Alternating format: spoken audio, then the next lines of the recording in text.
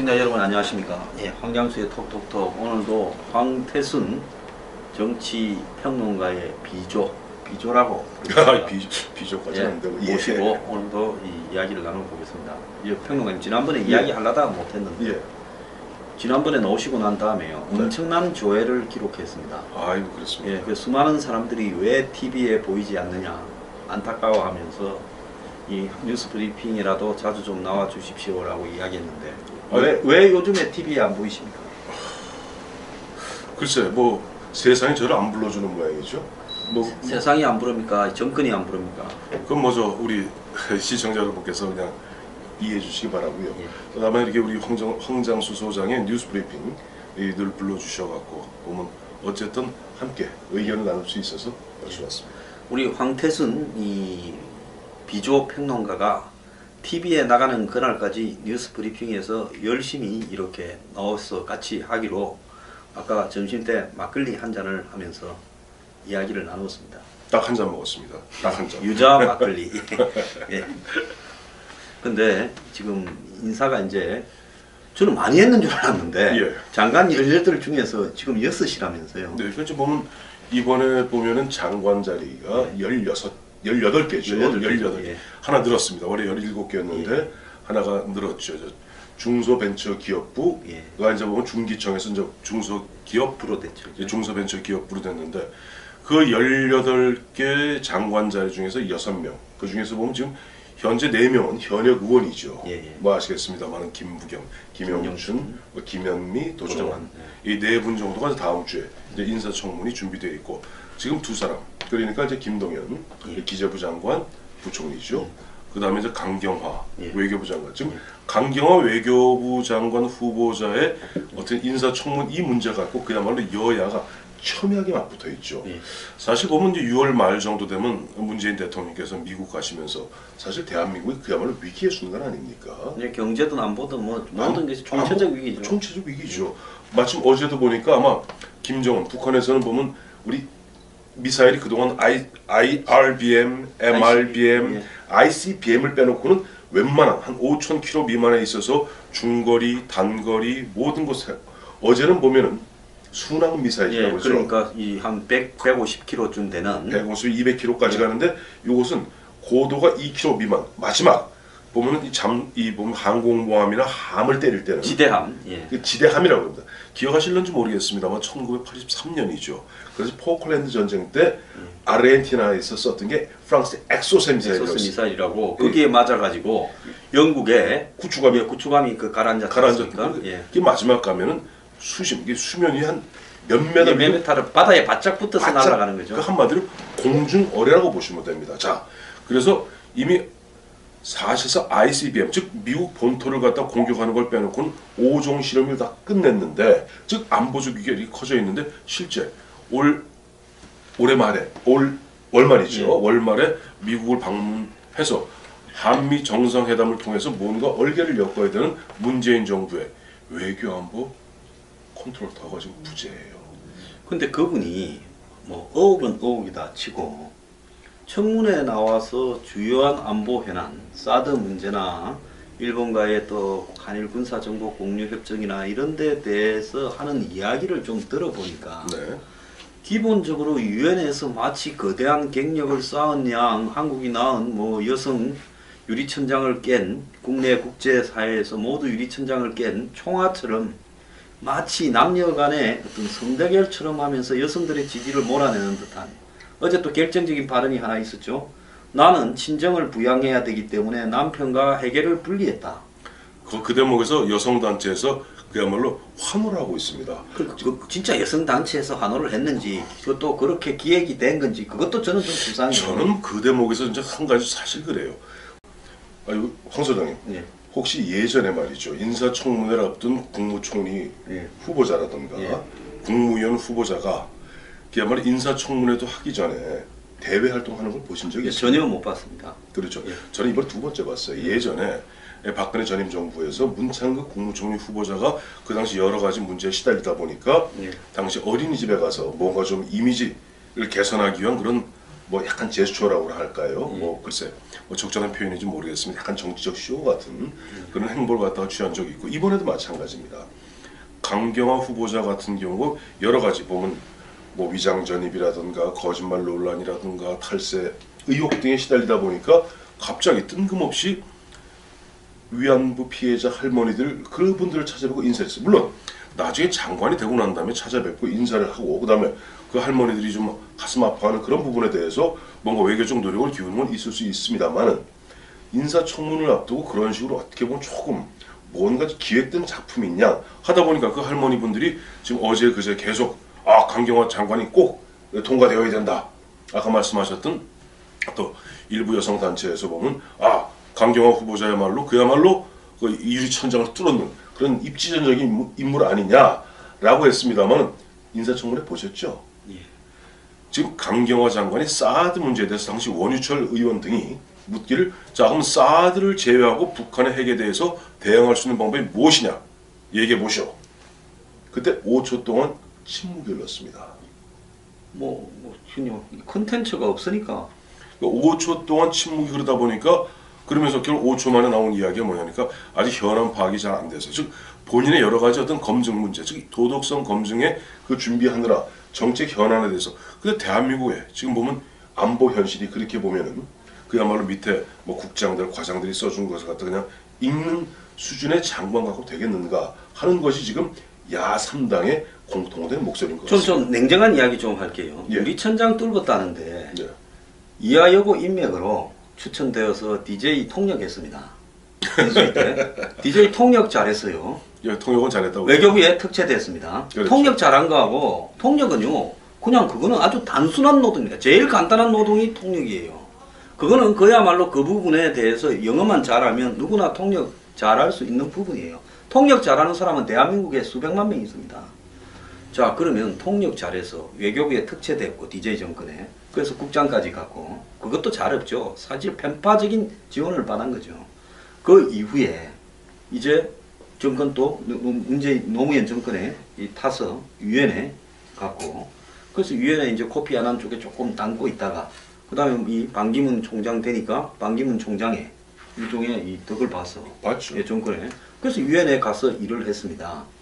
그랬던 부분과 이 사람이 실제로 지금 한국에서 이 한국 현실에서 외교 안보 능력을 가지고 있다는 것은 전혀 별개의 문제라는 겁니다. 그 부분은 그야말로 자기 능력으로 돌파해야 될 전혀 별개의 문제인데 그럴싸한 경력만 주변에 달고 있으면 그것이 정치권을 타고 올라갔던 인맥을 힘줄을 타고 올라갔던 무조건 그걸 갖다가 대단한 데 평가하는 이런 부분이요.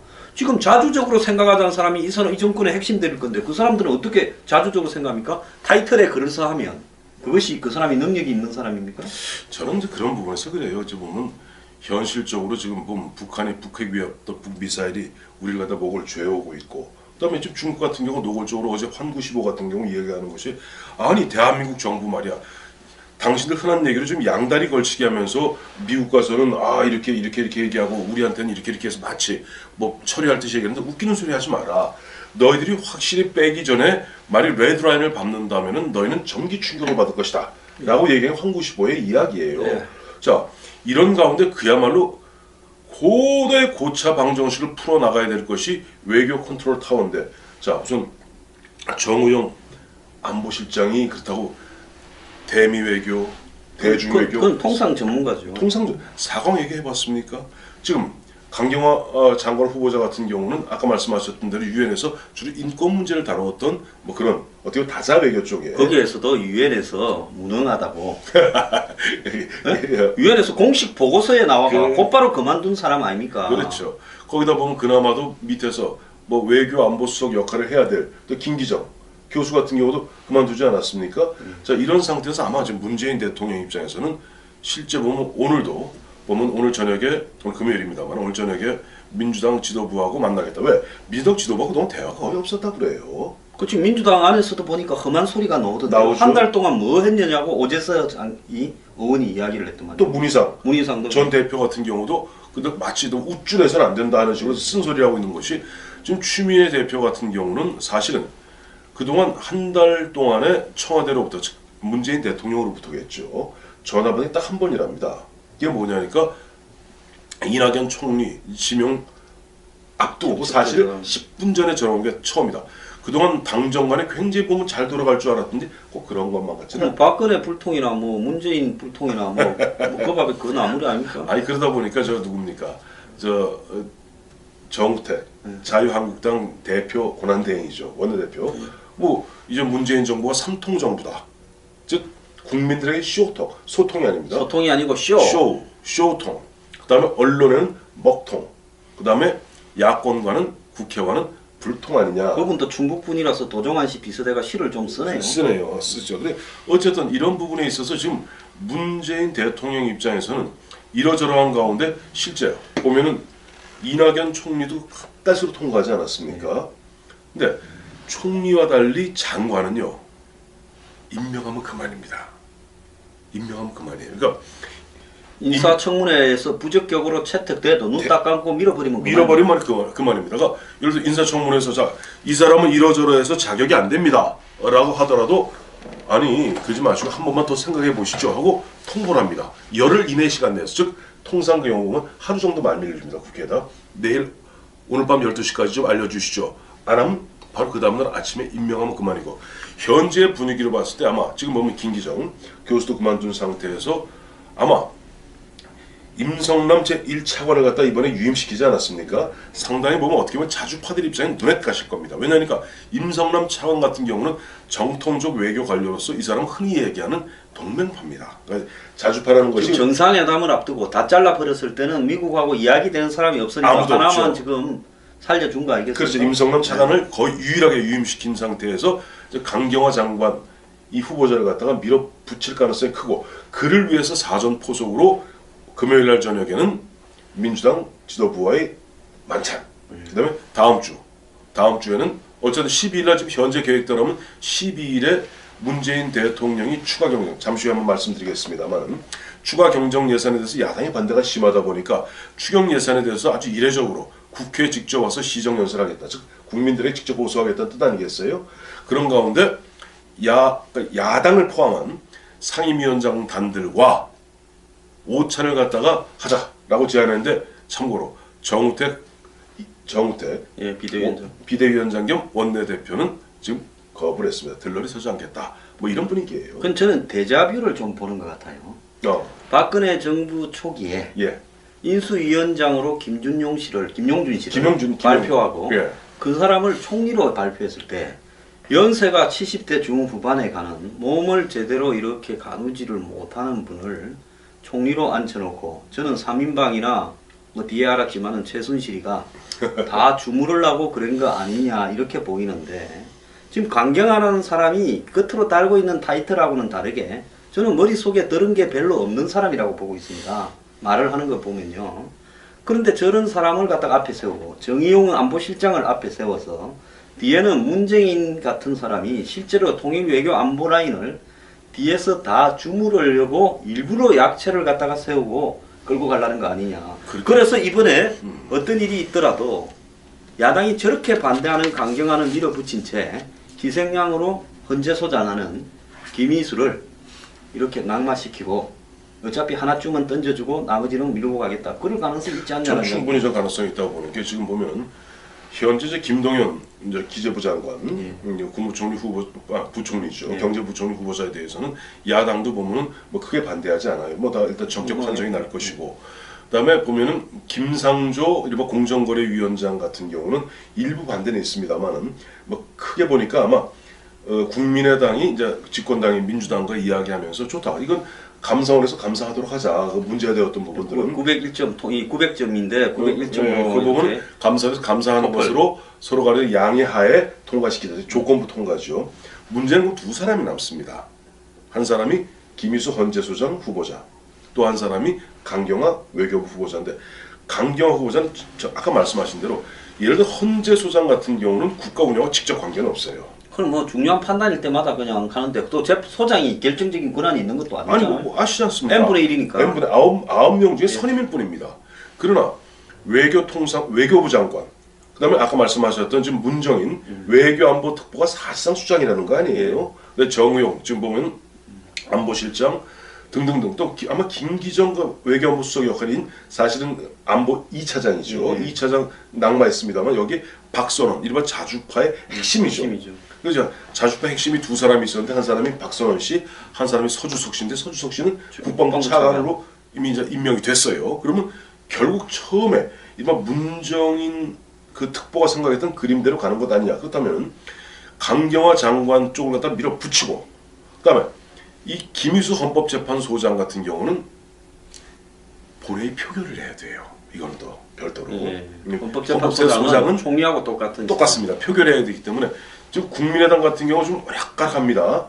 호남 민심을 생각해서는 좀 찬성을 해줘야 될 텐데 내부적 분위기는 이건 아니다. 그런데 또 이게 무기명 표결이니까 인사 문제로 알 수가 없죠. 투표를 하게 되면 낙마할 가능성도 크죠. 그래서 지금 이야기 나오는 지금 이 여의도 주변에서 나오는 이야기가 강경화를 밀어붙이고 그다음에 김희수를 갖다 이른바 야당의 먹이로 던져줄 가능성이 있다라는 말이 나오는 것이 우리 황 소장 말씀이신데 이게 그런 이야기들이 좀 많이 돌더라고요. 예, 그런데 이 여기에서 이제 서주석 이야기가 나왔으니까 그런데 국방부 장관은 여태까지 대부분은 100% 이 군 출신 장성중에서 하지 않았습니까? 그렇죠. 문민국방부 장관이 없었어요.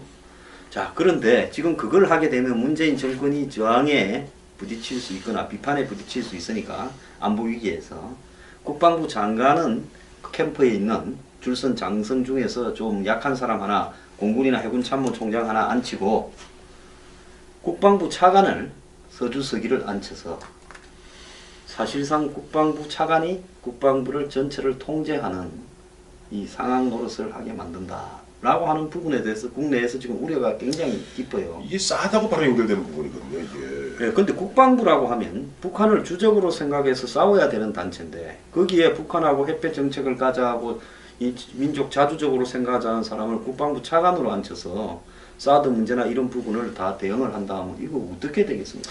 이제 그게 문제죠. 사드 문제가 이게 지금 너무 간단하게 보는 것 같은데 사드 문제로 앞서 잠깐 말씀드렸습니다만 북한이 이제 5조 미사일 세트를 사실상 완성한 게 걔들이 늘 하는 이야기가 소형화, 경량화, 다종화입니다. 여러 가지 형태로 길고 짧고 높이 가는 거 낮게 가는 거 뭐 별게 다 있는 거예요. 그다음에 뭐 배를 때리는 거부터 해서 뭐 본토를 때리는 거, 괌을 때리는 거, 부산을 때리는 종합 거 선물 세트로 만드는 세트죠. 자, 이런 상태에서 사드 문제를 놓고 지금 보면은 대통령 지난번에 충격적이다 말씀하시면서 지금 보면 이제 감사원에서 국방부와 감사원에서 내부 감찰하고 내부 정리하겠다는 거 아니에요? 근데 결론인즉슨 지금 중국이 그동안 화들짝을 싫어하는 엑스밴드 레이더는 계속 작동을 하되 실제 그 중국은 엑스밴드 레이더 갖고 레이더를 우리 들여다보니 싫다 얘기하지만 주한 미군이라든지 미 장군들 입장에서는 무슨 소리야? 유사시에 북한이 김정은이가 미사일로 성주를 공격하고 칠곡을 공격하고 부산을 공격하고 평택을 공격했을 때 막아내야 될 거 아니에요. 근데 막아내려면 뭐가 있어야 돼요? 미사일 포대가 있어야 됩니다. 포대가 있어요. 주한 미군에 있는 군 사령관들 입장에서 레이더라는 것은 종말 단계, 그러니까 떨어질 때입니다. 떨어지는 걸 또 확인해서 그걸 추적해가면서 때리는 그것이 바로 보면 레이더의 기능일 뿐이고 중국하고 입장이 다른 거예요. 그런데 지금 보면 문재인 대통령과 그 주변 참모들은 굉장히 중국을 의식하는 듯합니다. 그러다 보니까 더빈, 제가 지난주에 말씀드렸던 딕 더빈 민주당 이 사람 민주당 사람이에요. 민주당 그 상원의 원내 대표, 원내 총무인데 딕 더빈이 어제 미국에 돌아가서 청문회에서 한 얘기입니다. 내가 문재인 대통령 만나봤더니 문재인 대통령은 이 문제를 갖다가 중국하고 관계를 갖다가 좀 좋게 함으로써 이렇게 즉 중국 측에 붙어서 문제를 풀어가려는 그런 의도가 있는 것 같다라고 얘기하는데 저는 굉장히 충격받았어요. 뭐 새삼스럽게. 아유 제가 좀 새삼스러운 데가 있습니다.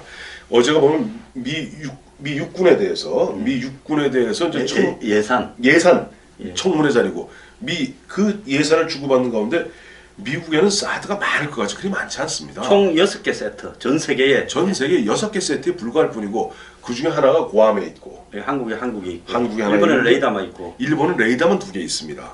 나머지는 지금 본토에 있는 텍사스에 다 건데 있죠.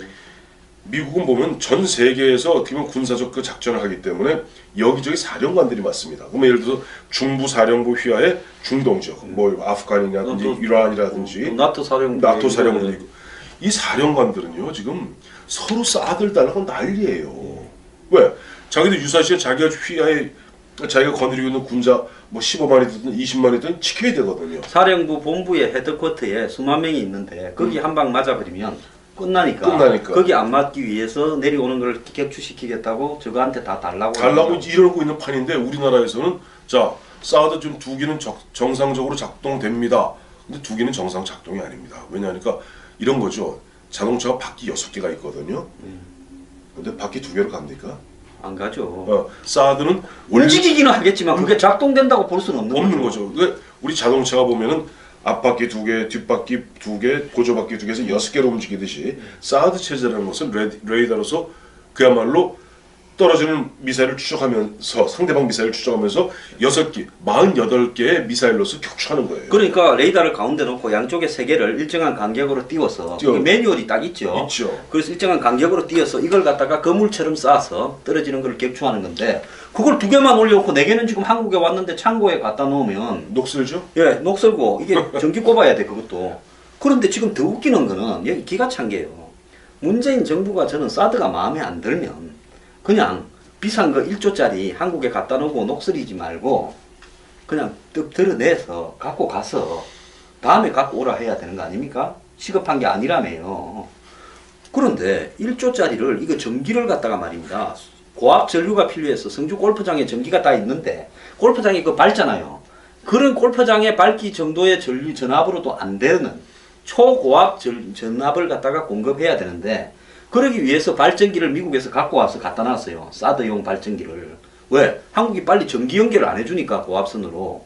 그런데 그걸 발전기를 돌리려면 기름이 필요하지 않습니까? 근데 그 기름 들어가는 걸 밑에서 다 막았고 심지어 주민들이 검문을 해가지고 미군이 하도 그래서 부식차에 싣고 갔다는 거 아닙니까? 헬기로 옮긴대요. 아니 부식차. 근데 부식차를 검색을 해서 주민들이 그 부식차에 기름 실었다고 사진을 공개하면서 그래서 이제 안 돼서 헬기로 날랐는데 미군 헬기가 지금 뭐 고장이 나고 딴 데 가서 한국 헬기가 한번 날라줬다고 그 한국 헬기가 나름 비용에 대해서 청구를 했냐고 이야기를 하면서 들고 그럼 이쯤 되면 이게 동맹입니까? 동맹이 아니지요. 그러면 문재인 대통령이 이런 식으로 남 비싼 무기를 쓰지도 않고 한국 창고에 갖다 놓으면 이건 미국을 자극시키는 거예요.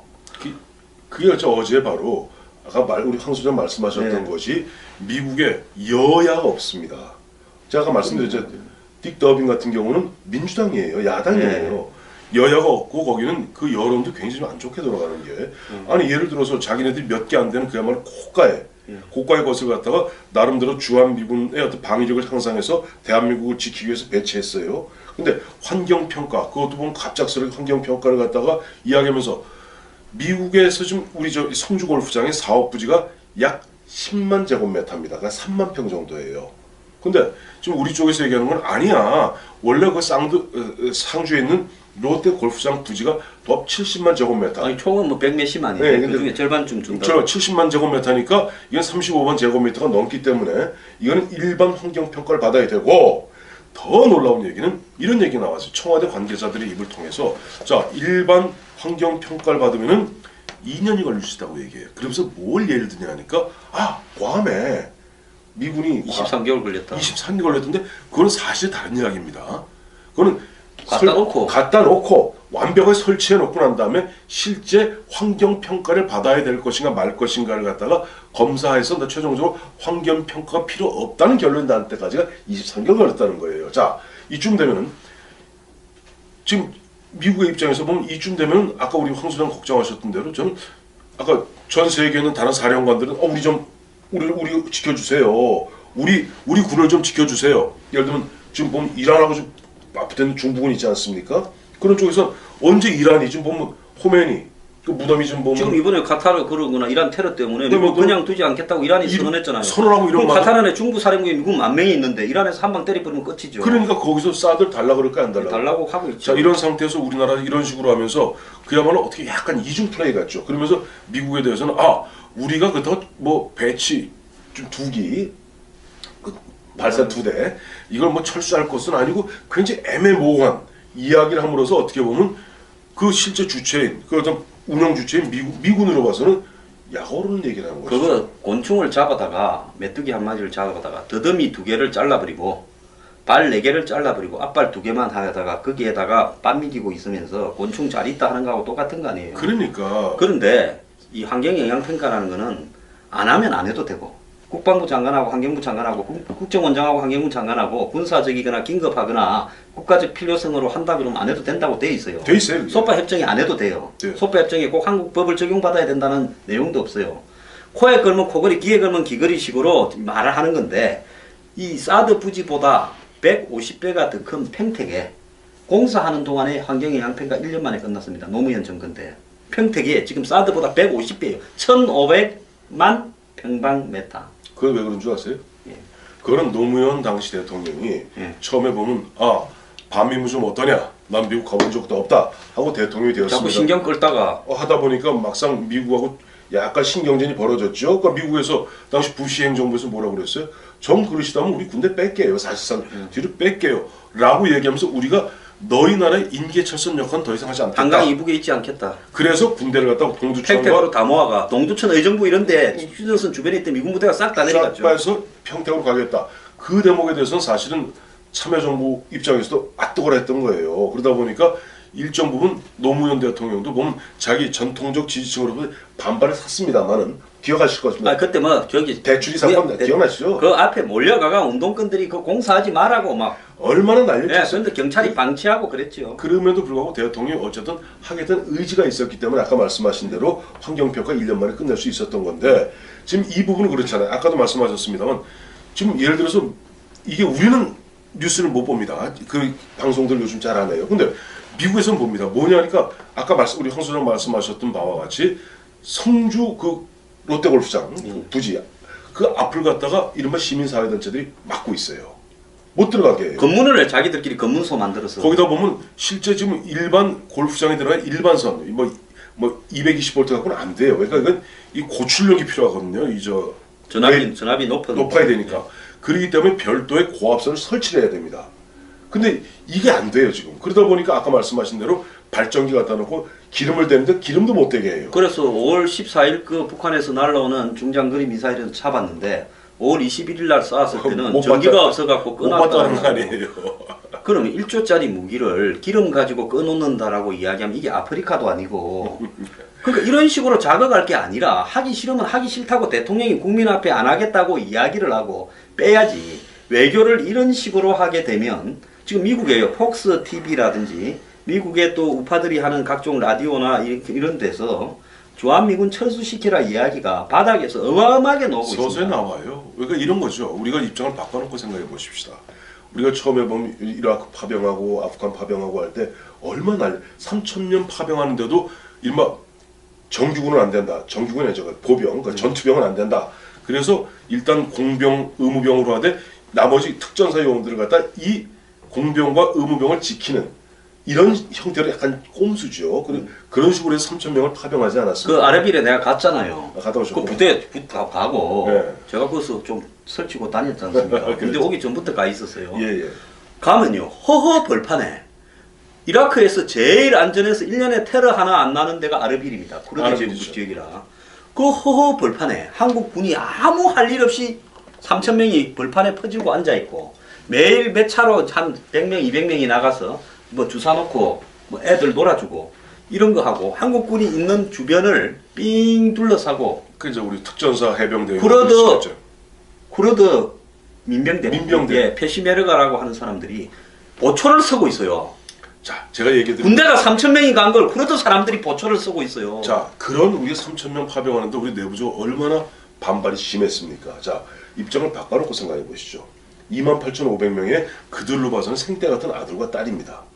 근데 그들이 보면 그야말로 그들이 봤을 때 미추광이인 김정은이 언제 어떻게 공격할지 모르는 이런 상황에서 빨가벗고 그냥 버텨라. 그리고 그나마도 조금 보호막을 치려는데 그거 갖고 보면 내부 정치적 문제 갖고 밀고 당기면서 흔한 얘기로 그들이 봤을 때 미국의 정책 결정권자라든지 이른바 오피니언 리더 그룹들이 봤을 때는 장난치는 듯한 그런 어떤 모습으로 비춰졌을 때 과연 아까 말씀하셨던 바와 같이 그쪽에서 무슨 얘기 나오겠습니까? 2002년에 효선 미선양 두 여중생이 미군 장갑차를 피하지 못하고 죽었습니다. 그런데 그건 순전하게 이런 사고였죠. 액시던트. 그런데 그 부분을 가지고 마치 미군이 일부러 죽이겠습니까? 그러지는 않지요. 촛불 시위를 처음으로 했습니다. 2002년 대선을 앞두고 시청 앞에 촛불 시위가 뒤덮었어요. 그때 성조기를 불태웠습니다. 시위대가요. 그 모습이 CNN에 의해서 미국에 중계됐는데 한국에서 근무했던 미국 장성 한 명이 나와서 불타는 성조기를 보면서 인터뷰에서 우리가 왜 한국을 더 지켜야 되느냐, 철수해야 된다 이야기를 했고요. 그렇죠.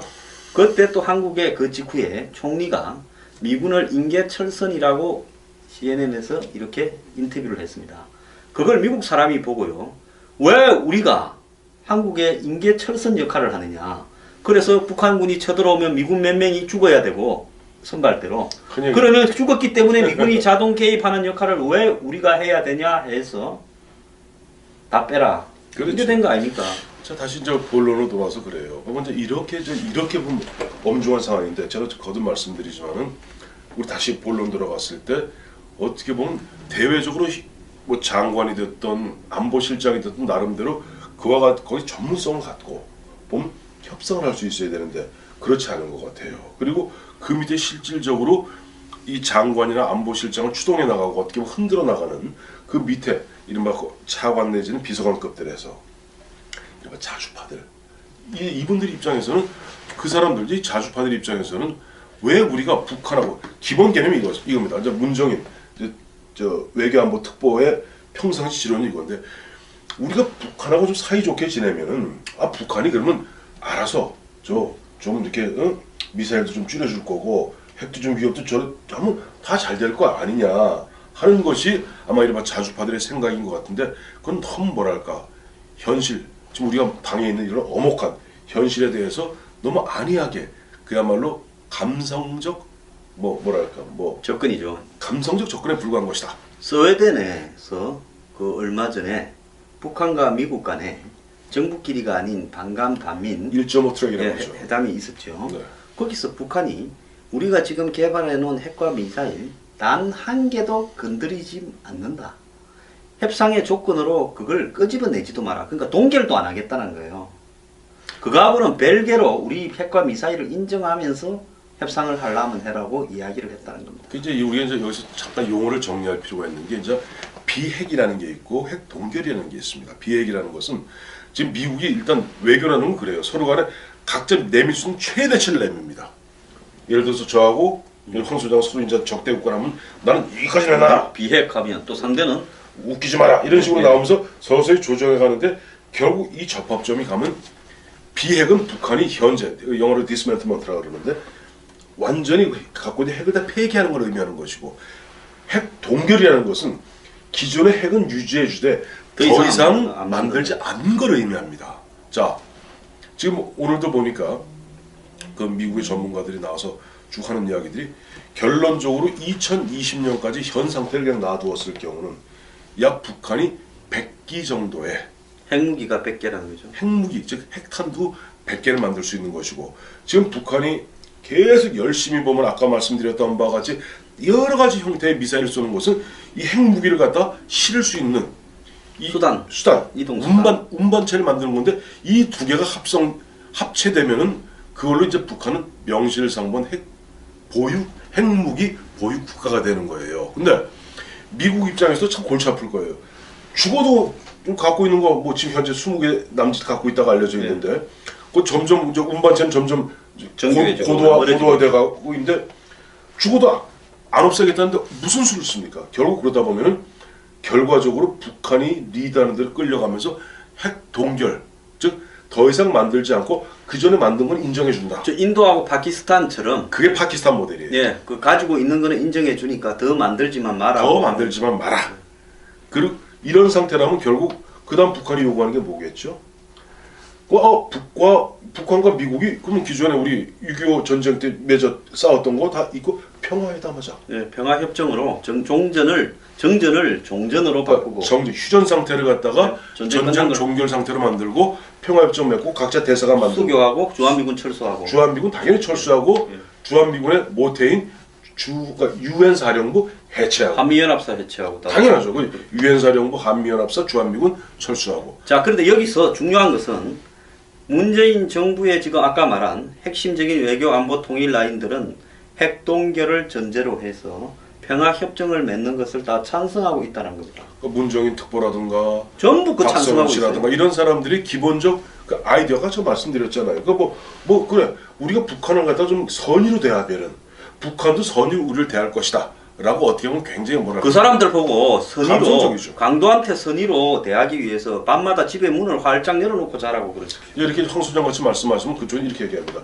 그러니까 그렇게 얘기하는 사람은 바로 수구 보수 꼴통이고 이른바 냉전주의자다라고 얘기할 겁니다. 자, 그런데 여기서 우리가요 하나 잊지 말아야 될 부분은 DJ 노무현 정권에서 DJ가 언제 접근했습니까? 98년에부터 임기가 시작되었는데 2월 15일. 북한이 핵을 만드는 것이 2006년에 9월 달에 핵실험을 처음으로 했습니다. 그러면 98년부터 2006년까지 8년 동안 그때 뭡니까? DJ 5년, 노무현 3년 동안에 숱하게 줬습니다. 나왔죠. 숱하게 줬죠. 숱하게 북한을 믿었습니다. 그런데 북한은 그때까지 집중적으로 이제 왔다 갔다 하고 돈을 벌기 좋고 이렇게 되는 상황에서 핵을 만들어가 딱 실험을 했습니다. 자, 이것도 선입니까? 그럼에도 불구하고 평화협정 이야기하는데 그런데 동결한다고 칩시다. 북한에 핵이 몇 개 있는지 아는 사람이 있습니까? 전 세계 아무도 없어요. 그건 김정은만 합니다. 자, 북한이 한 80개 있는데 60개는 짱박아 놓고 20개 우리 이거다. 다다. 더는 안 만들게 이래 놓고 60개 딱 숨겨놓은 거를 북한 전역을 뒤져서 누가 찾을 겁니까? 이 자체가요. 동결한다라는 자체는 동결이라는 표현이 사기라는 거고요. 제가 생각할 때는 동결이라는 표현보다는 그냥 북한을 핵 보유국으로 인정해 주자라고 하는 말을 해야지요. 안 그렇습니까? 근데 그렇게 하긴 좀 어려운 건 있죠, 사실은. 말은 정확하게 사실대로 이야기해야지. 동결시킬 수 없는 거를 동결시키겠다고 하는 게 사기라는 겁니다. 그러니까 이제 이런 거죠. 북한이 사실상 핵 보유고요. de facto 핵 보유국으로 인정하는 순간 일본이 가만히 있겠습니까? 그래서 복잡해지는 거예요. 복잡해지는데 저는 그런 부분에 있어서 그래요. 지금 북한에 대해서 저는 걱정. 예를 들어서 미국하고 만약에 북한하고 진짜 실제로 보면 평화협상에 들어간다면 우리는 완전 외톨이가 됩니다. 낙동강 오리알, 코리아 패싱 패스 정도가 아니라 완전 낙동강 오리알 되는 거죠. 그럼 여기서 가장 확실한 거는요. 미국이 만약에 북한하고 평화협정을 맺는다면 우리는 이 IAEA 국제 원자력 기구에서 탈퇴하고 그다음에 한반도 비핵화 선언 폐기하고 독자적으로 한미 원자력 협정 폐지하고 독자적으로 우리는 핵을 개발하겠다. 이렇게 가는 것이 답이죠. 근데 과연 지금 현재 이른바 문재인 대통령 또 그전에 노무현 대통령 그전에 김대중 대통령의 이른바 진보 좌파 정부에서 그런 얘기 합니까? 이 좌파들은 특징이 반핵, 비핵, 반핵, 반핵을 평화. 좋아하고 평화, 환경을 이야기하는데 우리는 죽어도 핵을 갖지 말자. 아니 심지어는 지금 고리 1호기, 2호기를 비롯해서 기존에 지금 원전도 가동 중인 원전도 지금 보면 서서히 없애고 기본적으로 뭐 LNG라든가 대체 에너지로 전환하겠다는 것이 현 정부의 입장인데 과연 그럼 우리가 아까 말씀하신 대로 IAEA를 탈퇴하고 뭐를 갖다가 그러면 한미 간의 원자력 협정을 파기하고 제가 저기 낮에 막걸리 한잔 해서 똑같은 생각을 좀 하셨죠? 하는데요. 예. 이 일본이 말입니다. 2차 대전 때 핵 두 방으로 끝났지 않습니까? 낙하손해가요. 이빨을 갈았습니다. 어원이 될 때 우리도 핵의 평화적 이용을 하자고 해서 일본이 세계 최초로 원전을 상용화한 나라 중에 하나가 되었습니다. 미국 보고 허락을 해달라 해서 해줬죠. 그러고는 낙하손해가 집권했을 때 87년입니까? 81년 2년부터 아니야, 그러니까 이제 최종적인 합의가 네, 플라자 그렇죠. 합의라고 미국의 플라자 호텔에 가서 미국이 요구하는 대로 엔화를 낮춰줬죠. 그것 때문에 일본이 수출하다가 바로 박살이 나버려서 수출 경쟁력이 떨어졌어요. 그 대가로 딱 한 개 요구했습니다. 우리 원자력 폐기물 재처리 공장을 만들게 해주라. 그래서 지금 일본은요. 그 대가로 일본이 그걸 받아가지고요. 2,000톤이 넘는 플루토늄을 갖고 있어요. 즉 그 말은 뭔 말인가? 일본은 작심만 하면 3개월 안에 수천 개의 핵무기를 만들 수 있다. 일본은 독자적으로 고체 연료로서 이 액체를 고체 연료로서 지금 상업용 인공위성을 갖다가 올리고 있습니다. 그거는 곧바로 그냥 그러니까 그 상업용 인공위성 카메라 대신에 핵무기 담으면 그걸로 바로 ICBM이에요. 네, 그러니까 우리랑 달라요 입장이. 북한이 이 문제를 가지고 핵동결로 합의가 돼버리면 곧바로 일본은 북한을 이렇게 대응한다면서 핵무기 보유를 선언하고 이제 곧바로 ICBM을 보유하게 될 거예요. 근데 저는 이렇게 이제 뭐랄까 큰 틀에서의 그런 어떤 움직임도 움직임이지만 저는 가장 걱정되는 게 사실은 만약 미국과 한국, 미국과 북한의 이원 3차 방정식 예.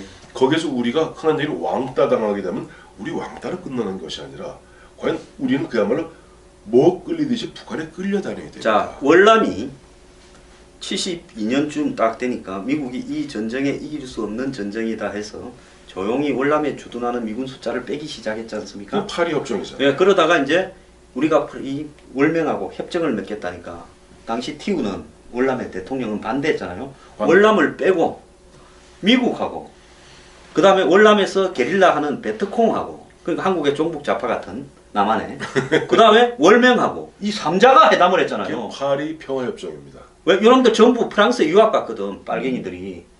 그래서 저거 유학 간 그 파리에서 프랑스 주재하에 옛날에 프랑스 식민지였으니까 협정을 맺었어요. 74년에 협정 맺고는 미국이 그냥 우리 가진 무기 너네 가지라 하고는 도망가 버렸죠. 손 털고 나왔고 그로부터 1년 후에 베트남은 끝났습니다. 그래서요 북한이 노리는 거는 미국하고 평화협정만 하고 핵과 미사일을 가지고만 간다면 이 상황은 끝난다고 북한은 보고 있는 거고요. 그렇죠. 한국에 지속적으로 이 부분에 대해서 평화협정을 맺자라고 노무현 정권 때부터 이야기하던 사람들 그리고 북한의 핵 동결을 인정해 주자는 사람들이 지금 전면에 외교안보 라인에 썼어요. 강경화는 그들을 위해서 충실하게 시키는 대로 해줄 만한 아주 만만한 외교부 관료가 있으면 좀 버티는 게 있을 겁니다. 지난번에 자주파 동맹파 싸움이 있었잖아요. 우리는 죽어도 그렇게는 안 됩니다. 얘가 다 쫓겨났잖아요. 노무현 때. 그게 그런 거죠. 노무현 대통령이 처음에 보면 윤영관 서울대 교수를 갖다 외교부 장관으로 앉혔어요. 굉장히 만만하게 봤지. 교수니까 시키면 시키는 대로 할 거라고. 근데 아까 말씀하신 외교부 관료들 흔히 보면 이제 외교관 뭐 출신들 보면 뭐 서울대 나오고 네. 뭐 고시 출신들 외시죠 다. 엘리트 의식에 꽉 차 있죠. 이 나쁜 사람들이 얘기인데 그 사람들이 버틴 거예요. 근데 윤영관 당시 장관이 그쪽 편을 들어버린 거예요. 그 합리적인 사람이니까. 그러다 보니까 윤영관 장관이 참고로 지금 국민소통 수석하는 윤영찬 국민소통 수석의 친형입니다. 그러시군요. 예. 그럼 자 그런 상태에서 결국 난리가 벌어져서 자주파 동맹과 싸우는데 저는 그런 것들이 걱정인 거예요. 근데 오늘 다시 주제로 돌아와서 그럼에도 불구하고 지금 보면은 아까 처음에 제가 짐작한 대로 김희수 헌법재판소장 후보자를 갖다가 예를 들어 사석 버리는 돌로 쓰는 한이 있더라도 강경화 외교부 장관을 밀어붙인다면은 결국 보면 한미 간에 한중 간에 이른바 우리가 북한과 아직 뭐 통일부 장관 국방부 장관 정하지도 못했습니다만은 18명 중에 6명만 지금 지명되어 있거나 지금 지명 청문회에 있는 상태죠. 네. 이런 상태라면은 저는 굉장히 보면 특히 경제 문제보다 더 핵심적이고 더 이상 되돌이킬 수 없는 단 한 번의 실수를 갖다 용납하지 않는 외교 안보 문제에서 자칫 잘못하면 그야말로 장관이 중심이 되고 잡아줘야 되는데 장관이 아까 말씀하신 대로 휘둘리게 된다면 누군가에 의해서 이건 자칫하면 큰 어떻게 뭐랄까 좀 안 좋은 그런 상황으로 흐를 가능성이 있다라고 걱정되어서 오늘 말씀드립니다. 네, 오늘 인사 문제를 이야기하다 보니까 전 국민이 강경화 걸릴 지경입니다. 그런가요? 예, 오늘 감사합니다. 예.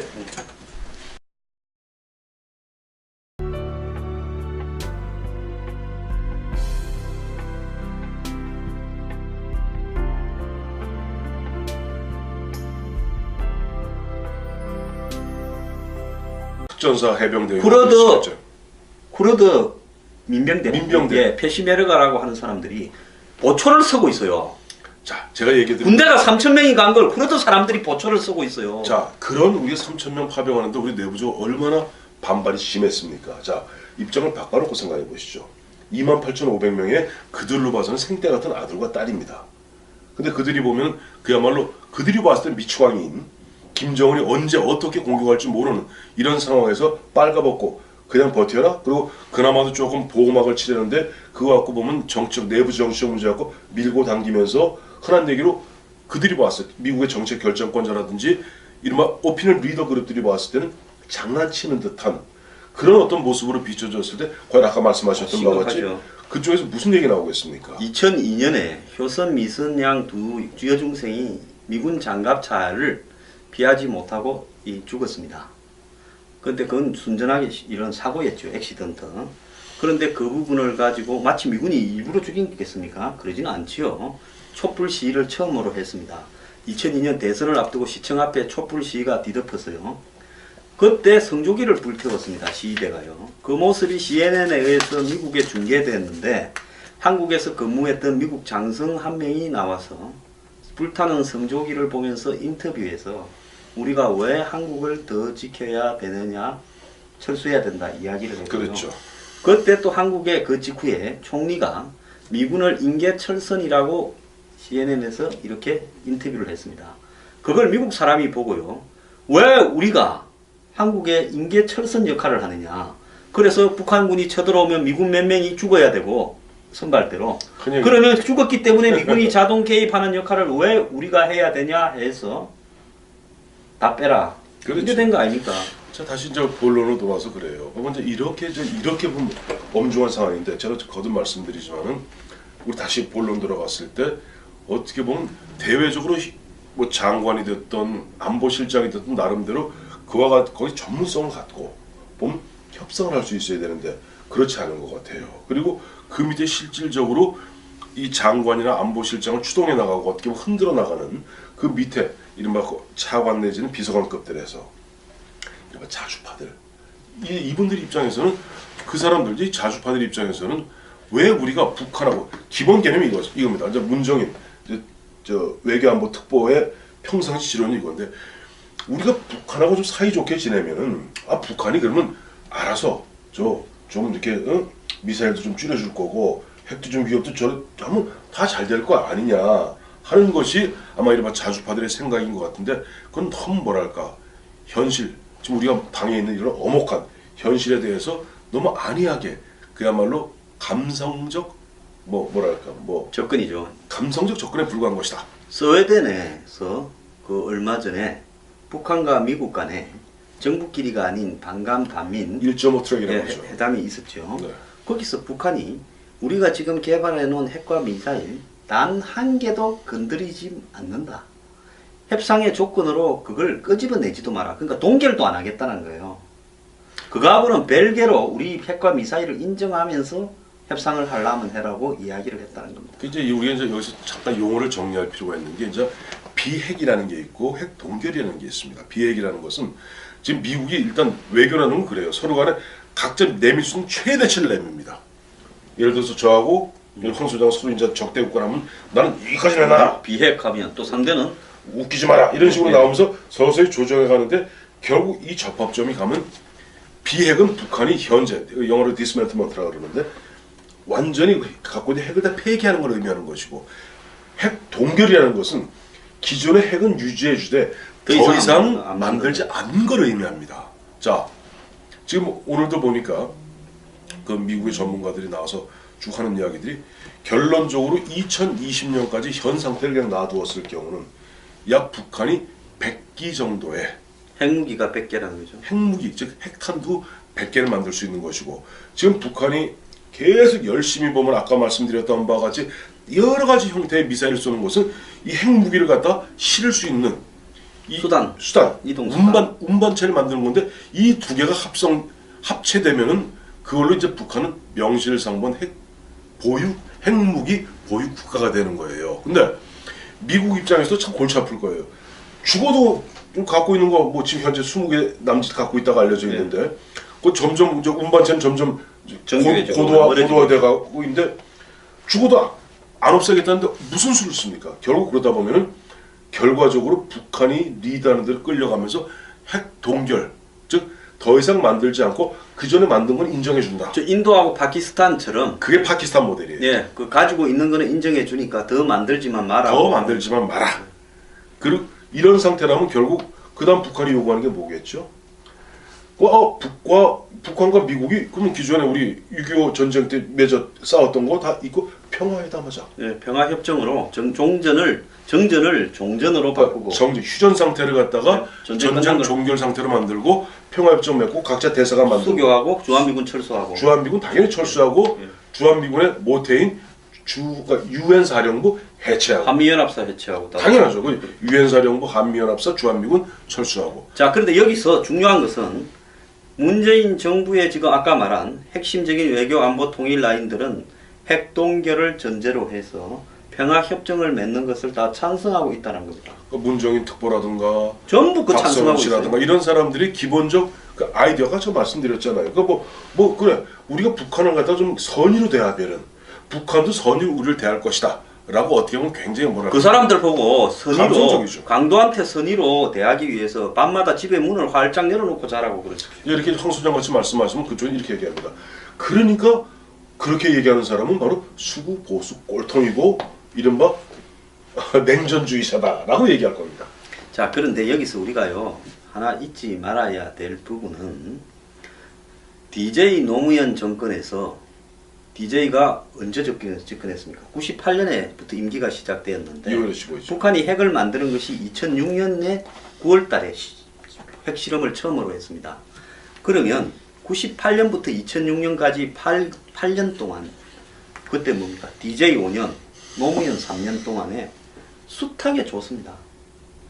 나왔죠. 숱하게 줬죠. 숱하게 북한을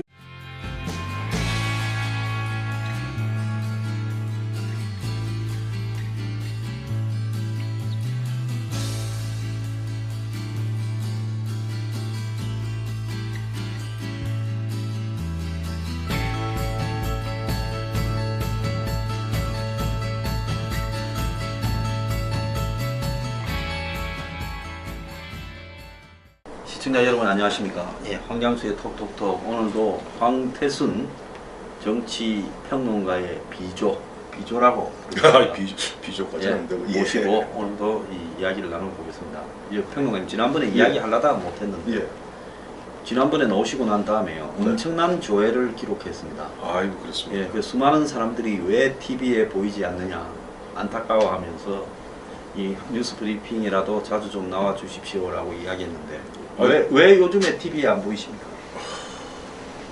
글쎄 세상이 저를 안 불러주는 모양이죠. 세상이 안 부릅니까? 정권이 안 부릅니까? 그럼 우리 시청자 여러분께서 그냥 이해해 주시기 바라고요. 예. 그다음에 이렇게 우리 황장수 소장의 뉴스 브리핑 늘 불러주셔갖고 보면 어쨌든 함께 의견을 나눌 수 있어서 좋았습니다. 우리 황태순 이 비조 평론가가 TV에 나가는 그날까지 뉴스 브리핑에서 열심히 이렇게 나와서 같이 하기로 아까 점심 때 막걸리 한 잔을 하면서 이야기를 나눴습니다. 딱 한 잔 먹었습니다. 딱 한 잔. 유자 막걸리. 예. 근데 지금 인사가 이제 저는 많이 했는 줄 알았는데 예. 장관 18 중에서 지금 6이라면서요. 네, 그렇죠. 보면 이번에 보면은 장관 자리가 18개죠. 18개. 예. 하나 늘었습니다. 원래 17개였는데 하나가 늘었죠.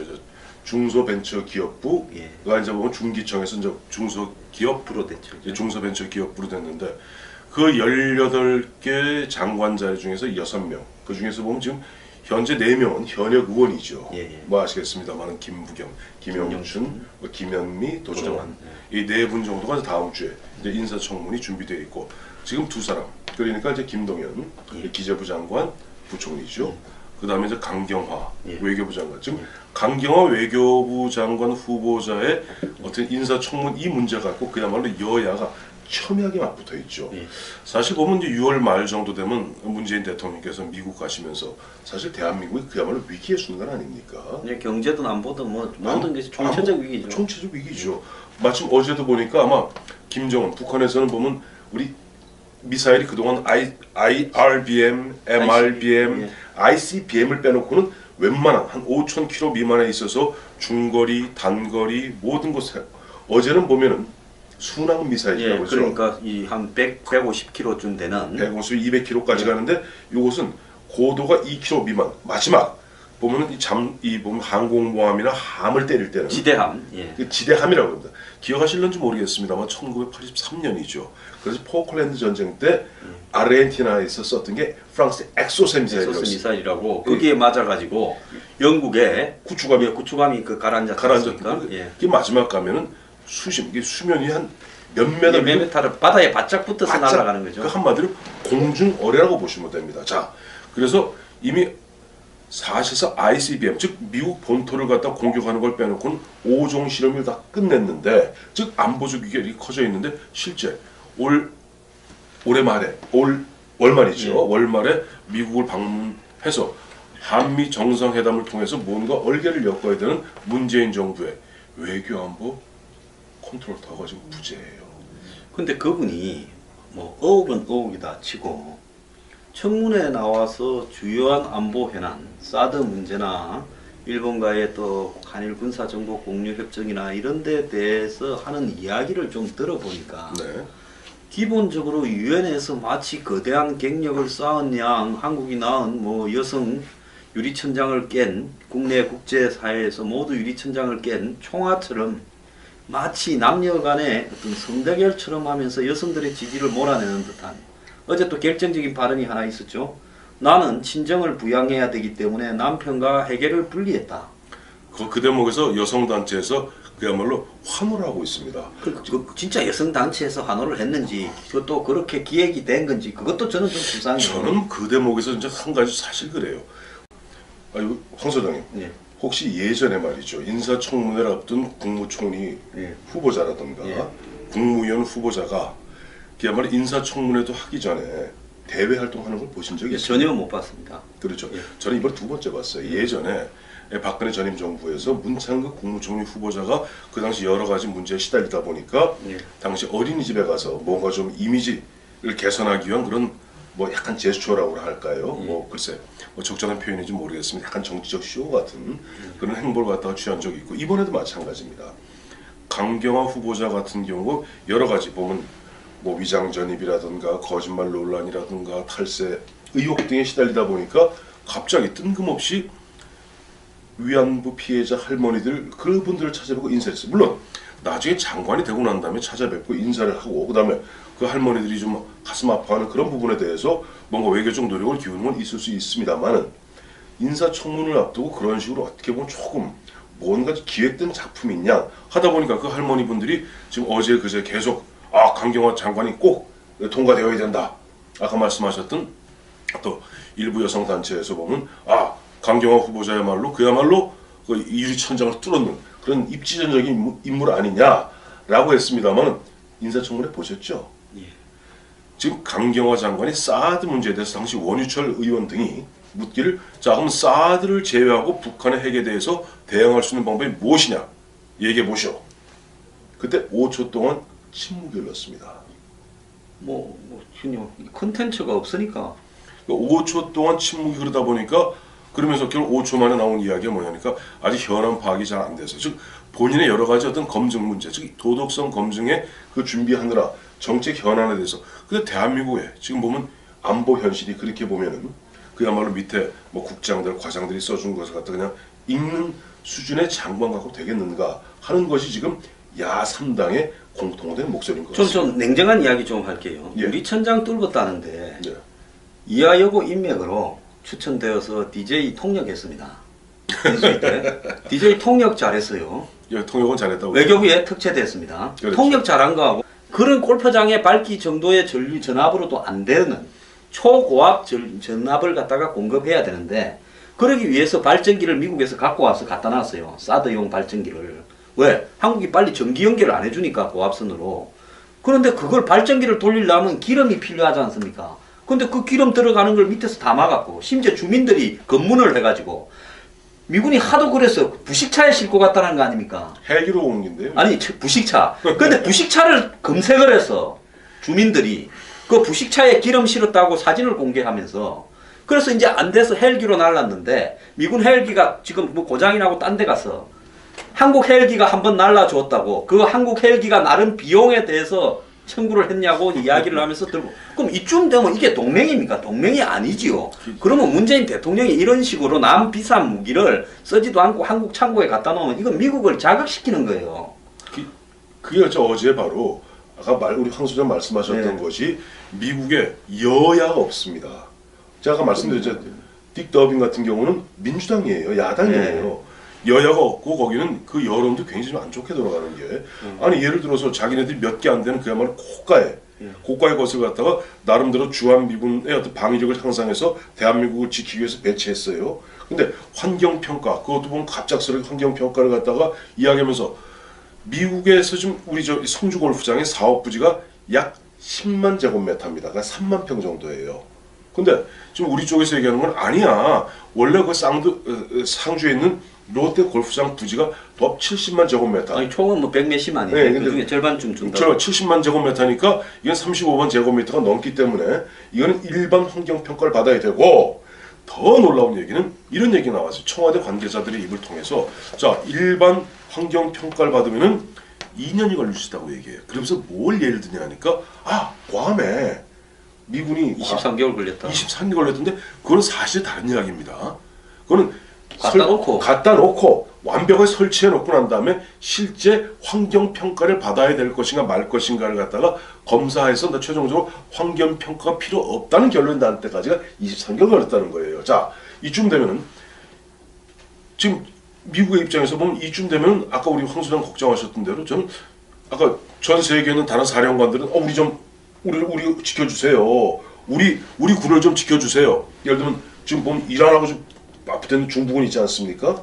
그런 쪽에서 언제 이란이 지금 보면 호메니 그 무덤이 좀 보면 지금 이번에 카타르 그러거나 이란 테러 때문에 네, 미국 뭐, 그냥 두지 않겠다고 이란이 선언했잖아요. 선언하고 이런 그럼 카타르에 중국 사령부에 미국 10,000명이 있는데 이란에서 한 방 때려버리면 끝이죠. 그러니까 거기서 쌀들 달라 그럴까 안 달라? 달라고 하고 있죠. 자 이런 상태에서 우리나라 이런 식으로 하면서 그야말로 어떻게 약간 이중 플레이 같죠. 그러면서 미국에 대해서는 우리가 그더 뭐 배치 좀 두기 그 발사 2대 이걸 뭐 철수할 것은 아니고 굉장히 애매모호한 이야기를 함으로써 어떻게 보면 그 실제 주체인 그 어떤 운영 주체인 미군으로 봐서는 약오르는 얘기를 하는 거죠. 그거 곤충을 잡아다가 메뚜기 한 마리를 잡아다가 더듬이 2개를 잘라버리고 발 4개를 잘라버리고 앞발 2개만 하다가 거기에다가 빤미기고 있으면서 곤충 잘 있다 하는 거하고 똑같은 거 아니에요. 그러니까 그런데 이 환경영향평가라는 거는 안 하면 안 해도 되고 국방부 장관하고 환경부 장관하고 국정원장하고 환경부 장관하고 군사적이거나 긴급하거나 국가적 필요성으로 한다 그러면 안 해도 된다고 돼 있어요. 돼 있어요. 소파 협정이 안 해도 돼요. 네. 소파 협정에 꼭 한국 법을 적용받아야 된다는 내용도 없어요.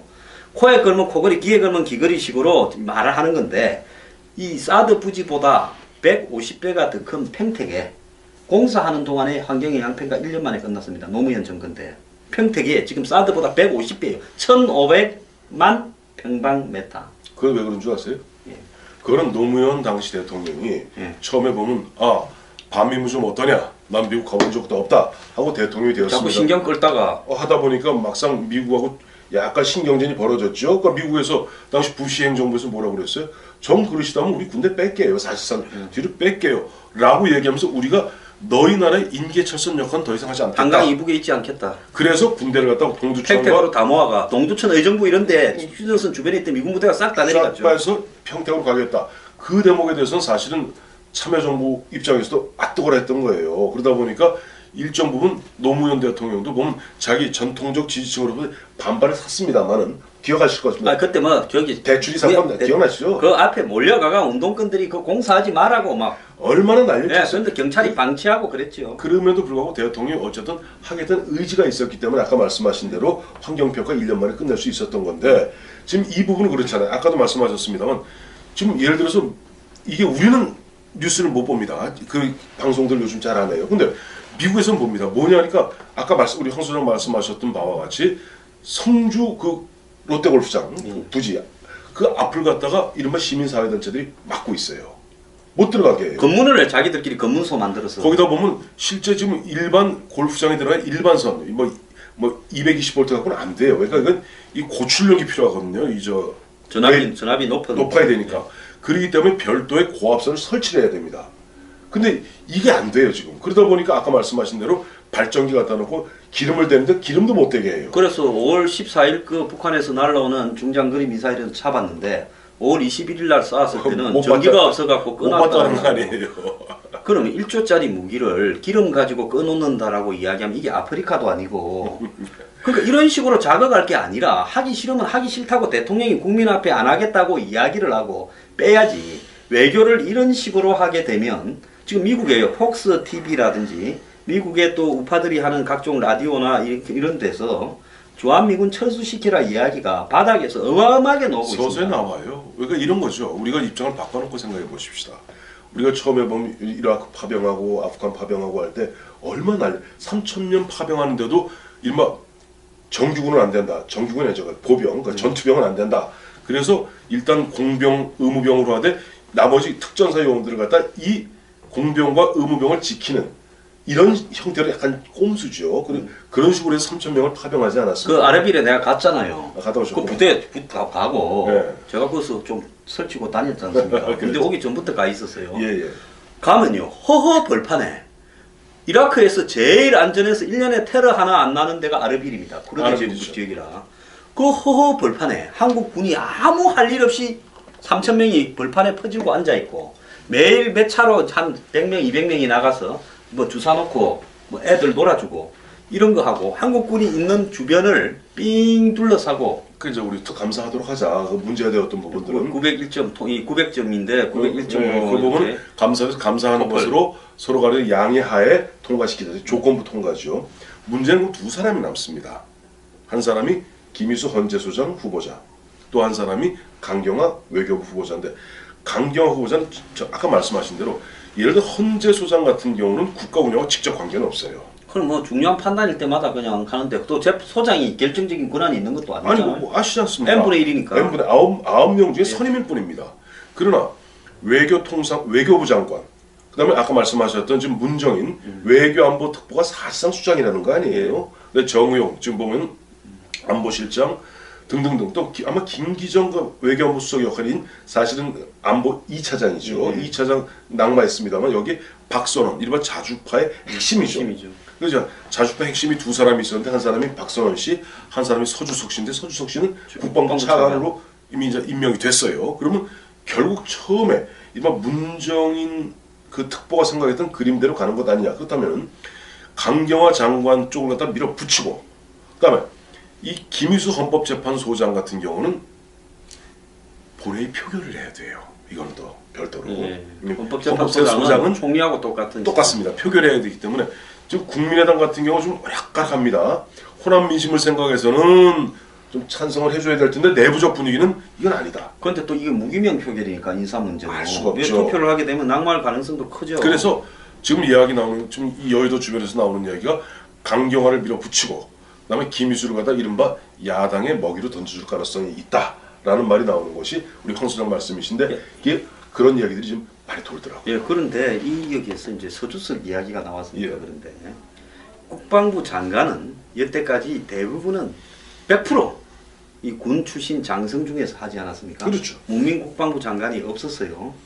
자, 그런데 지금 그걸 하게 되면 문재인 정권이 저항에 부딪힐 수 있거나 비판에 부딪힐 수 있으니까 안보 위기에서 국방부 장관은 그 캠프에 있는 줄선 장성 중에서 좀 약한 사람 하나 공군이나 해군 참모총장 하나 앉히고 국방부 차관을 서주석이를 앉혀서 사실상 국방부 차관이 국방부를 전체를 통제하는 이 상황 노릇을 하게 만든다라고 하는 부분에 대해서 국내에서 지금 우려가 굉장히 깊어요. 이게 싸다고 바로 연결되는 부분이거든요. 이게. 예, 근데 국방부라고 하면 북한을 주적으로 생각해서 싸워야 되는 단체인데 거기에 북한하고 협회 정책을 가자고 이 민족 자주적으로 생각하자는 사람을 국방부 차관으로 앉혀서 사드 문제나 이런 부분을 다 대응을 한다 하면 이거 어떻게 되겠습니까? 이제 그게 문제죠. 사드 문제가 이게 지금 너무 간단하게 보는 것 같은데 사드 문제로 앞서 잠깐 말씀드렸습니다만 북한이 이제 5종 미사일 세트를 사실상 완성한 게 걔들이 늘 하는 이야기가 소형화, 경량화, 다종화입니다. 네. 여러 가지 형태로 길고 짧고 높이 가는 거 낮게 가는 거 뭐 별게 다 있는 거예요. 그다음에 뭐 배를 때리는 거부터 해서 뭐 본토를 때리는 거, 괌을 때리는 거, 부산을 때리는 거 종합 선물 세트로 만드는 세트죠. 자 이런 상태에서 사드 문제를 놓고 지금 보면은 대통령 지난번에 충격적이다. 말씀하시면서 지금 보면 이제 감사원에서 국방부 감사원에서 내부 감찰하고 내부 정리하겠다는 거 아니에요? 근데 결론인즉슨 지금 중국이 그동안 화들짝을 싫어하는 엑스밴드 레이더는 계속 작동을 하되 실제 그 중국은 엑스밴드 레이더 갖고 레이더를 우리 들여다보니 싫다 얘기하지만 주한 미군이라든지 미 장군들 입장에서는 무슨 소리야? 유사시에 북한이 김정은이가 미사일로 성주를 공격하고 칠곡을 공격하고 부산을 공격하고 평택을 공격했을 때 막아내야 될 거 아니에요. 근데 막아내려면 뭐가 있어야 돼요? 미사일 포대가 있어야 됩니다. 포대가 있어요. 주한 미군에 있는 군 사령관들 입장에서 레이더라는 것은 종말 단계, 그러니까 떨어질 때입니다. 떨어지는 걸 또 확인해서 그걸 추적해가면서 때리는 그것이 바로 보면 레이더의 기능일 뿐이고 중국하고 입장이 다른 거예요. 그런데 지금 보면 문재인 대통령과 그 주변 참모들은 굉장히 중국을 의식하는 답니다. 그러다 보니까 더빈, 제가 지난주에 말씀드렸던 딕 더빈 민주당, 이 사람 민주당 사람이에요. 민주당 그 상원의 원내 대표, 원내 총무인데 딕 더빈이 어제 미국에 돌아가서 청문회에서 한 얘기입니다. 내가 문재인 대통령 만나봤더니 문재인 대통령은 이 문제를 갖다가 중국하고 관계를 갖다가 좀 좋게 함으로써 이렇게 즉 중국 측에 붙어서 문제를 풀어가려는 그런 의도가 있는 것 같다라고 얘기하는데 저는 굉장히 충격받았어요. 뭐 새삼스럽게. 아이고 제가 좀 새삼스러운 데가 있습니다. 어제가 보면 미 육군에 대해서 이제 예산 청문회 자리고 그 예산을 주고받는 가운데 미국에는 사드가 많을 것 같이 그리 많지 않습니다. 총 6개 세트 전 세계에 6개 세트에 불과할 뿐이고 그 중에 하나가 괌에 있고 한국에 있고 한국에 하나 일본은 있고, 레이더만 있고 일본은 레이더만 2개 있습니다. 나머지는 지금 본토에 있는 건데 텍사스에 다 있죠.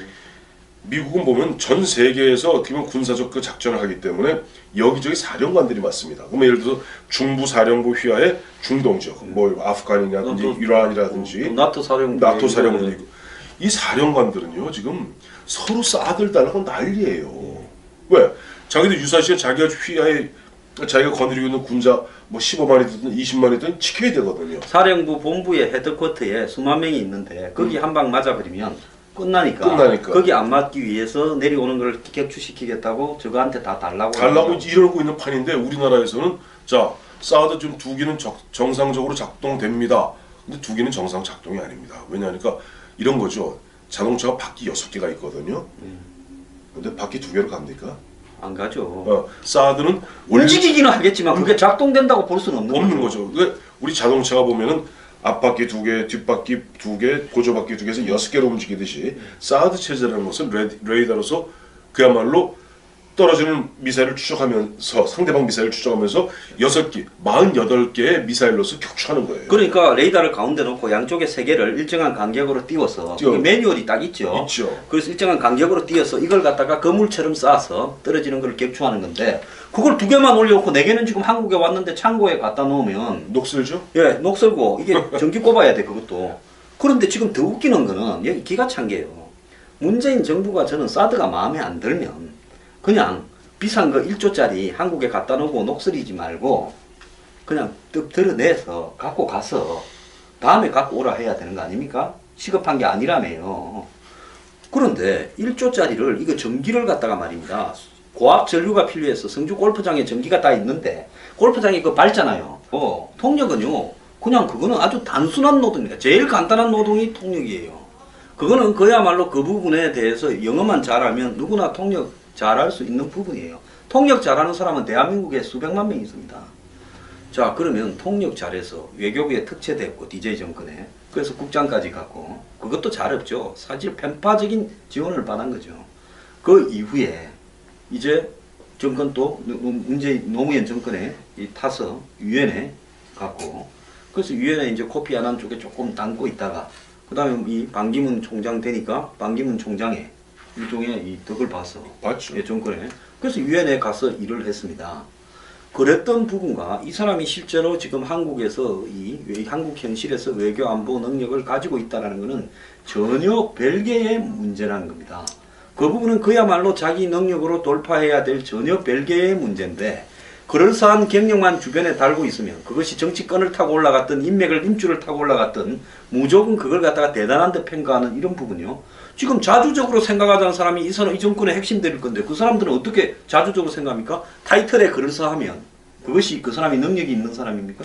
저는 이제 그런 부분에서 그래요. 어찌 보면 현실적으로 지금 보면 북한의 북핵 위협 또 북미사일이 우리를 갖다 목을 죄어오고 있고 그다음에 지금 중국 같은 경우 노골적으로 어제 환구15 같은 경우 이야기하는 것이 아니 대한민국 정부 말이야 당신들 흔한 얘기로 좀 양다리 걸치게 하면서 미국 가서는 아 이렇게 얘기하고 우리한테는 이렇게 해서 마치 뭐 처리할 듯이 얘기하는데 웃기는 소리 하지 마라.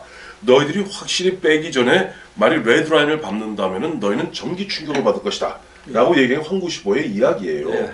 자 이런 가운데 그야말로 고도의 고차 방정식을 풀어나가야 될 것이 외교 컨트롤 타워인데 자 우선 정우영 안보실장이 그렇다고 대미 외교, 대중 외교 그건 통상 전문가죠. 통상 사강 얘기해봤습니까? 지금 강경화 장관 후보자 같은 경우는 아까 말씀하셨던 대로 유엔에서 주로 인권 문제를 다루었던 뭐 그런 어떻게 보면 다자 외교 쪽에 거기에서도 유엔에서 무능하다고. 유엔에서 공식 보고서에 나와가 곧바로 그만둔 사람 아닙니까? 그렇죠. 거기다 보면 그나마도 밑에서 뭐 외교 안보 수석 역할을 해야 될 또 김기정 교수 같은 경우도 그만두지 않았습니까? 자 이런 상태에서 아마 지금 문재인 대통령 입장에서는 실제 보면 오늘도 보면 오늘 저녁에 오늘 금요일입니다만 오늘 저녁에 민주당 지도부하고 만나겠다. 왜? 민주당 지도부하고 너무 대화가 거의 없었다 그래요. 그 지금 민주당 안에서도 보니까 험한 소리가 나오던데 나오죠. 한 달 동안 뭐 했느냐고 오재서 이 의원이 이야기를 했더만. 또 문희상도 전 뭐. 대표 같은 경우도 근데 마치 우쭐해서는 안 된다 하는 식으로 쓴소리하고 있는 것이 지금 추미애 대표 같은 경우는 사실은 그동안 한 달 동안에 청와대로부터 즉 문재인 대통령으로부터겠죠. 전화번이 딱 한 번이랍니다. 이게 뭐냐니까 이낙연 총리 지명 앞두고 사실은 10분 전에 전화 온 게 처음이다. 그동안 당정 간에 굉장히 보면 잘 돌아갈 줄 알았는데 꼭 그런 것만 같지는 뭐 박근혜 불통이나 뭐 문재인 불통이나 그 밥에 그 나물이 아닙니까? 아니 그러다 보니까 저 누굽니까? 정우택 자유한국당 대표 권한대행이죠. 원내대표. 뭐 이제 문재인 정부가 삼통 정부다. 즉 국민들에게 쇼통, 소통이 아닙니다. 소통이 아니고 쇼통. 그다음에 언론에는 먹통. 그다음에 야권과는 국회와는 불통 아니냐. 그분도 충북분이라서 도종환 씨 비서대가 시를 좀 쓰네요. 쓰죠. 근데 어쨌든 이런 부분에 있어서 지금 문재인 대통령 입장에서는 이러저러한 가운데 실제 보면은 이낙연 총리도 가까스로 통과하지 않았습니까? 근데 총리와 달리 장관은요 임명하면 그만입니다. 임명하면 그만이에요. 그러니까 인사청문회에서 부적격으로 채택돼도 눈 딱 감고 밀어버리면 그만입니다. 그러니까 예를 들어 인사청문회에서 자, 이 사람은 이러저러해서 자격이 안 됩니다. 라고 하더라도 아니 그러지 마시고 한 번만 더 생각해 보시죠 하고 통보를 합니다. 열흘 이내 시간 내에서 즉 통상 경우 보면 하루 정도 말밀려줍니다. 국회에다 내일 오늘 밤 12시까지 좀 알려주시죠. 안 하면 바로 그 다음날 아침에 임명하면 그만이고 현재 분위기로 봤을 때 아마 지금 보면 김기정 교수도 그만둔 상태에서 아마 임성남 제1차관을 갖다 이번에 유임시키지 않았습니까? 상당히 보면 어떻게 보면 자주파들 입장에 눈에 가실 겁니다. 왜냐니까 임성남 차관 같은 경우는 정통적 외교 관료로서 이 사람은 흔히 얘기하는 동맹파입니다. 그러니까 자주파라는 것이 정상회담을 앞두고 다 잘라버렸을 때는 미국하고 이야기되는 사람이 없으니까 아무도 하나만 없죠. 지금 살려준 거 아니겠습니까? 그렇죠. 임성남 차관을 거의 유일하게 유임시킨 상태에서 강경화 장관 이 후보자를 갖다가 밀어붙일 가능성이 크고 그를 위해서 사전 포석으로 금요일 날 저녁에는 민주당 지도부와의 만찬. 그다음에 다음 주에는 어쨌든 12일 날 지금 현재 계획대로면 12일에 문재인 대통령이 추가 경정 잠시 후에 한번 말씀드리겠습니다만 추가 경정 예산에 대해서 야당의 반대가 심하다 보니까 추경 예산에 대해서 아주 이례적으로 국회에 직접 와서 시정 연설하겠다. 즉 국민들에게 직접 보수하겠다는 뜻 아니겠어요? 그런 가운데 야당을 포함한 상임위원장 단들과 오찬을 갖다가 하자라고 제안했는데 참고로 정우택 예, 비대위원장. 비대위원장 겸 원내대표는 지금 거부를 했습니다. 들러리 서지 않겠다. 뭐 이런 분위기예요. 그건 저는 데자뷰를 좀 보는 것 같아요. 박근혜 정부 초기에 인수위원장으로 김용준 씨를 발표하고 예. 그 사람을 총리로 발표했을 때 연세가 70대 중후반에 가는 몸을 제대로 이렇게 가누지를 못하는 분을 총리로 앉혀놓고 저는 3인방이나 뭐 뒤에 알았지만은 최순실이가 다 주무르려고 그런 거 아니냐 이렇게 보이는데 지금 강경화라는 사람이 겉으로 달고 있는 타이틀하고는 다르게 저는 머릿속에 들은 게 별로 없는 사람이라고 보고 있습니다. 말을 하는 거 보면요. 그런데 저런 사람을 갖다가 앞에 세우고 정의용 안보실장을 앞에 세워서 뒤에는 문재인 같은 사람이 실제로 통일외교 안보 라인을 뒤에서 다 주무르려고 일부러 약체를 갖다가 세우고 끌고 가려는 거 아니냐.